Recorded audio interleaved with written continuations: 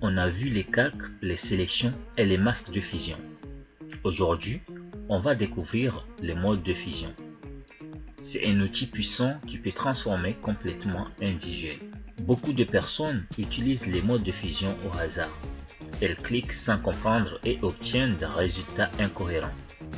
Dans cette vidéo, tu vas enfin comprendre comment les utiliser intelligemment.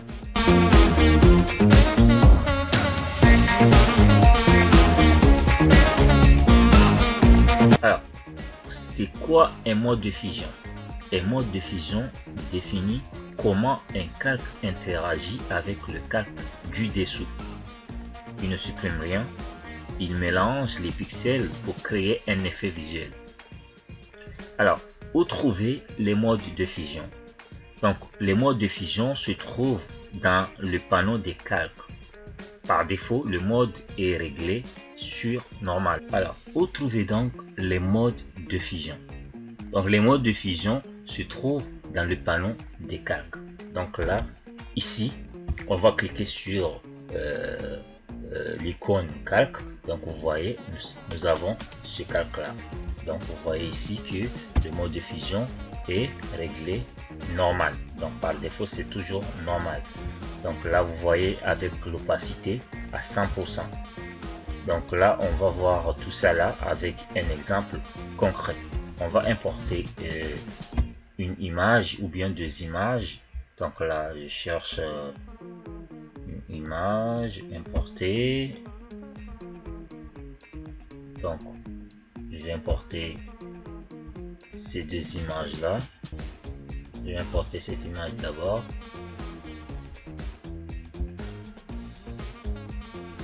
Je vais ajouter une autre image,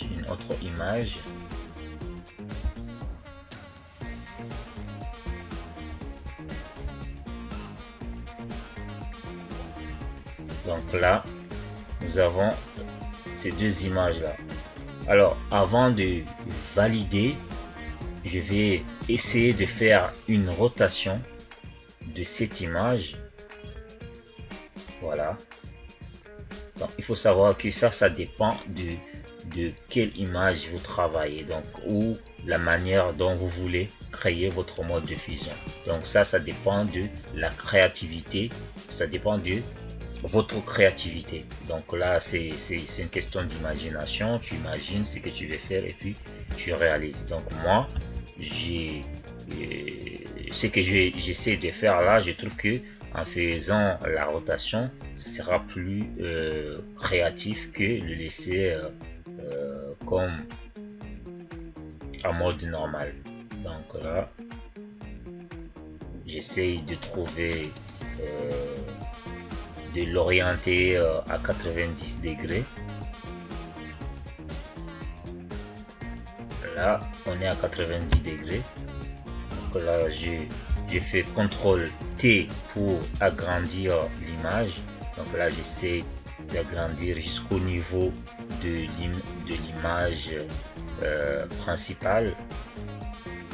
Voilà. Et puis vous cliquez sur valider. Donc là, vous voyez que j'ai déjà cette image là.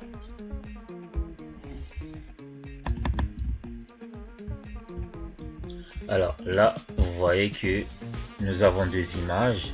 Donc ce qu'on va faire, je vais maintenant sélectionner notre première image, donc du personnage. Et là, vous cliquez sur CTRL et puis vous cliquez sur la vignette de cette image. Donc vous voyez, vous sélectionnez l'image. Là, si vous voulez travailler sur un emplacement ou un endroit spécifique de votre image, il faut toujours sélectionner. Donc là, j'ai sélectionné et puis vous activez votre deuxième image et puis vous allez créer le mode de fusion, le masque de fusion d'abord. Ça, on l'a déjà vu dans les vidéos précédentes. Donc vous cliquez sur le masque de fusion. Voilà. Et maintenant, après avoir créé le masque de fusion, là, on va maintenant entrer dans notre sujet qui est le mode de fusion.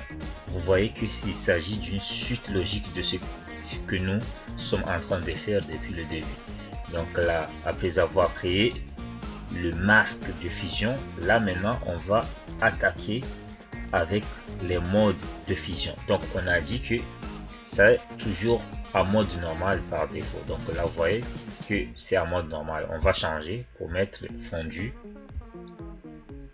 Vous voyez, donc là, ça change à chaque fois produit. Vous verrez que ça change à chaque fois le style. Vous voyez.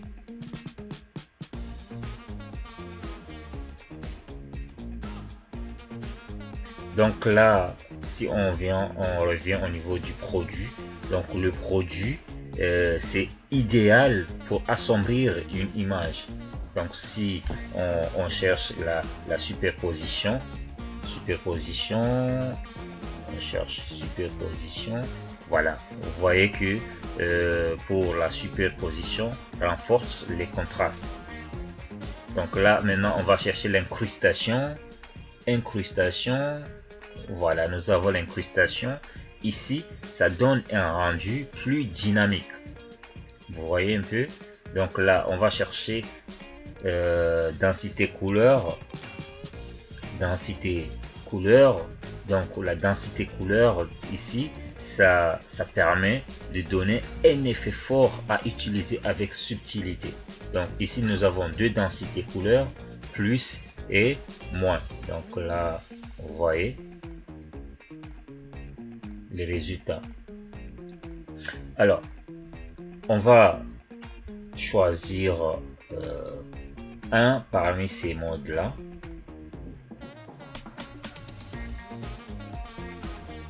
Donc là, je préfère ce mode là, superposition. Donc maintenant, avec ce mode là, on peut, je vais essayer de faire quelque chose là.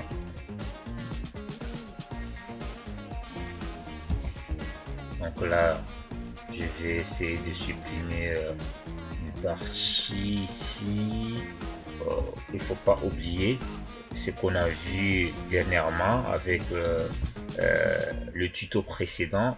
On travaille toujours avec les masques de fusion. Au lieu d'utiliser la gomme suppression, on utilise le masque pour supprimer, pour masquer une partie.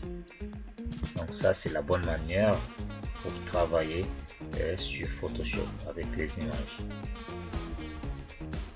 Ouais. Donc là maintenant, ça dépend de votre imagination, de votre créativité. Voilà, pour obtenir un résultat vraiment créatif. Et donc c'est juste un exemple de mode de fusion. Donc là, on va essayer de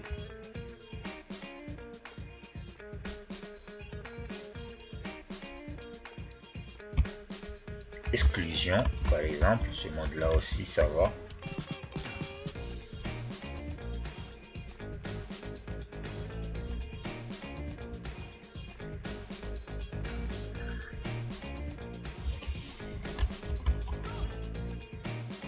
Voilà le résultat de notre tutoriel sur le mode de fusion. Alors, quelles sont les erreurs ou quelle est l'erreur fréquente des débutants qu'il faut vraiment éviter? Donc, l'erreur la plus fréquente est d'utiliser les modes de fusion sans logique. Cela donne des rendus trop forts ou mal contrôlés.